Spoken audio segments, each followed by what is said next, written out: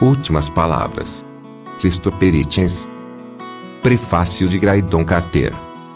Num jantar em Los Angeles, nesta primavera, um jovem ator chamado Emily Hirsch me abordou muito excitado. Ele soube que eu trabalhara há muitos anos com Christopher Hitchens, e queria apenas falar sobre Christopher com alguém que o tivesse conhecido. Havia lido It 22, estava bem avançado no livro sobre Kissinger e contou que o texto de Christopher o afetava de modo que nenhum outro escritor jamais conseguira. Nos meses que se seguiram à morte de Christopher, tive encontros similares com jovens que se sentiam compelidos a falar sobre como foram tocados pelos textos dele. Não é exagero dizer que Christopher possuía poucos rivais no campo das opiniões corajosas, mas havia algo em seu saboroso destemor, em sua mente turbinada e em sua versão informal porém imprevisível de anarquia que tocava fundo garotos de 20 e tantos e 30 e poucos anos. Em grande medida da mesma forma que um Terence Thompson tocara uma geração antes. O jovem Emily perguntou se haveria alguma cerimônia em memória de Christopher, e contei que estava marcado um evento em Nova York cuja data prevista era 20 de abril. A homenagem de fato aconteceu no dia 20. No grande salão da faculdade Cooper Union, em Greenwich Village. Minhas colegas da Vanity Fair e Mabel, durante muito tempo editora de Christopher na revista, e Sarah Marques organizaram as leituras, todas de obras de Christopher. A ideia era criar um programa que fosse íntimo e amoroso, mas não sentimental ou piegas. E o melhor das letras inglesas apareceu para prestar tributo e consolar a viúva, Carol, e seus 3 filhos, Martin Amis, Tom Stoppard, Salman Rushdie e Ansel e James Fenton compareceram e falaram. Editores como Anna Todd, David Hennick, Jim Kelly e Rick Stengel foram, assim como o irmão de Christopher, Peter, Andrew Sullivan, Christopher Buckley, Andrew Leslie Cockburn e sua filha, a bela atriz Olivia Wilde, e o irmão de Andrew, Patrick. O governo Bush marcou presença por meio do ex-subsecretário de Defesa Paul Wolfowitz, uma reminiscência do curioso desvio para a direita que Christopher tomou no período que antecedeu a guerra do Iraque. Hoje esteve representada por Sean Penny.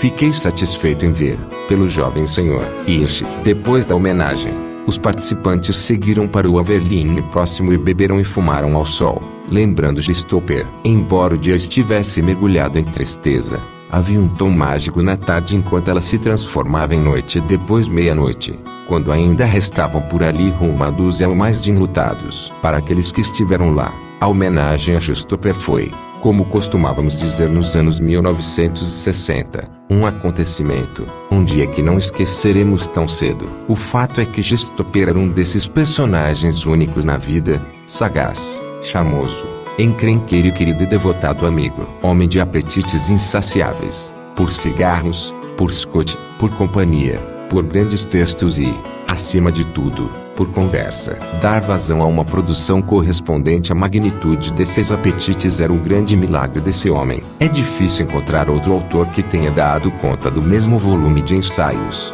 colunas, artigos e livros finamente elaborados que ele assinou ao longo das 4 últimas décadas. Christopher escreveu regularmente, na verdade constantemente, até o final. E escrevia rápido, com frequência sem a necessidade de correções ou o benefício de uma segunda versão revisada. Talvez no fundo soubesse que seu tempo no palco terminaria no segundo ato e estivesse correndo para colocar tudo para dentro, e tudo para fora. Lembro-me de um almoço em 1991, quando eu editava o New York Observer. Ele, Aimee e eu nos encontramos para bater um papo rápido num restaurante que não existe mais, na Madison Avenue. A coluna de Christopher tinha de ser entregue cedo naquela tarde. Doses de Scott antes do almoço foram seguidas por 2 taças de vinho durante a refeição, e depois 2 conhaques. Isso foi o que ele consumiu. Cambaleamos de volta ao trabalho e instalamos uma mesa instável, com uma velha Olivetti. Numa sinfonia de batidas nas teclas,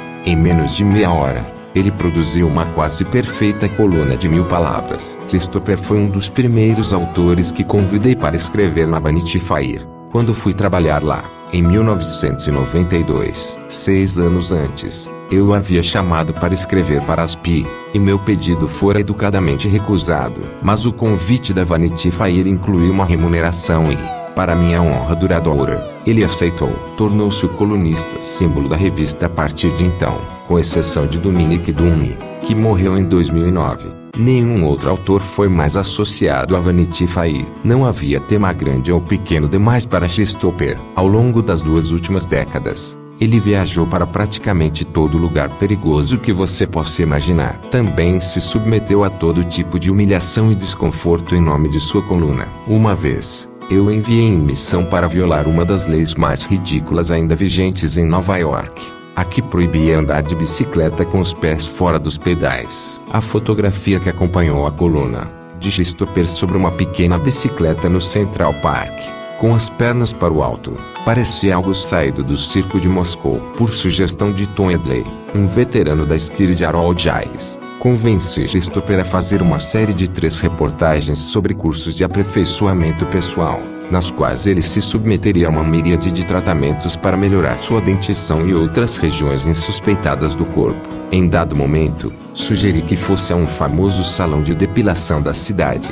especializado no que era chamado deselegantemente de saco, costas e vagina. Ele teve dificuldade para absorver o pleno significado disso, mas, após alguns segundos, deu um sorriso nervoso e disse: já que estamos nessa. Christopher era o ideal de intelectual público. A sensação era de que ele escrevia exclusivamente para você. Consequentemente, muitos leitores sentiam que o conheciam. Caminhar com ele pelas ruas de Nova York ou por um terminal de aeroporto era como escoltar um astro do cinema em meio à multidão. Christopher foi corajoso não apenas ao encarar a doença que o levou, mas também com palavras e ideias. Não se importava de sair do casulo confortável da sabedoria liberal convencional. Sua postura pró-guerra antes da invasão do Iraque foi apenas um exemplo disso. Amigos se afastaram durante aqueles dias sombrios, mas ele se aferrou às suas armas. Depois de seu famoso ataque à Madre Teresa, em 1995, um de nossos editores contribuintes, católico devoto, invadiu o escritório, ofendido, e anunciou que estava cancelando sua assinatura. Você não pode cancelá-la, eu disse. Você recebe a revista de graça.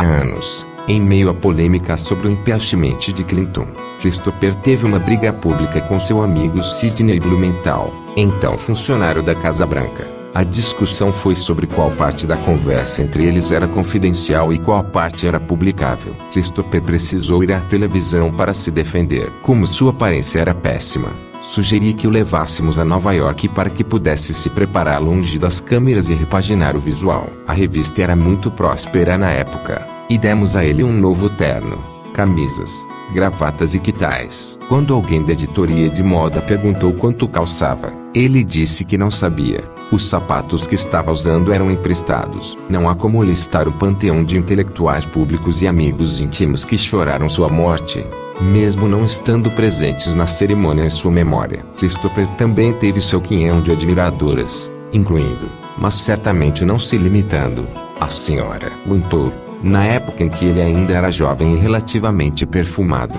Sua esposa, Carol, escritora, cineasta e anfitriã lendária, estabeleceu um novo parâmetro em como lidar com uma flor como Christopher, tanto em suas fases de vigor quanto em seus dias mais frágeis. Uma convite para o enorme apartamento deles no edifício Wyoming da Columbia Road, em Washington, era o prêmio que recompensava aqueles que integravam seu círculo de amigos, mesmo que perifericamente. Nos anos 1990 e 2000, costumávamos promover uma antítese do jantar dos correspondentes da Casa Branca, o Salão des Refusés. Era como Christopher o chamava. Você encontrava todo mundo lá, de juízes da Suprema Corte e falastrões de direita até, bem, Barbra Streisand e outros variados ícones da esquerda. Ele era um bom amigo, que queria bem aos amigos, e como resultado, tinha muitos. Christopher teve uma carreira invejável, iniciada quando ele fixou sua marca própria no jornalismo britânico a bordo da combativa New Statesman,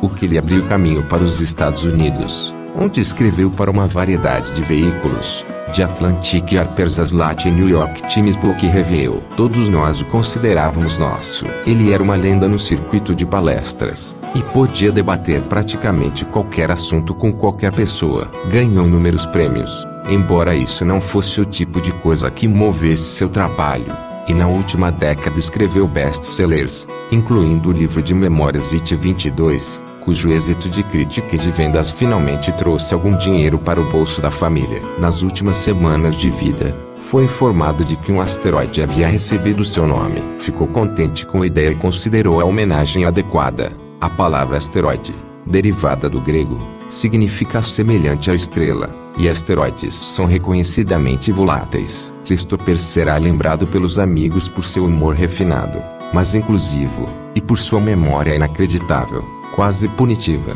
resistente mesmo sob as condições mais líquidas do final da noite. E por todos nós, seus leitores, Christopher Hitchens será lembrado pelas palavras que deixou, em especial, pelas últimas, livres como são de sentimentalismo e autopiedade. Elas estão entre as melhores. Junho de 2012. Nova York.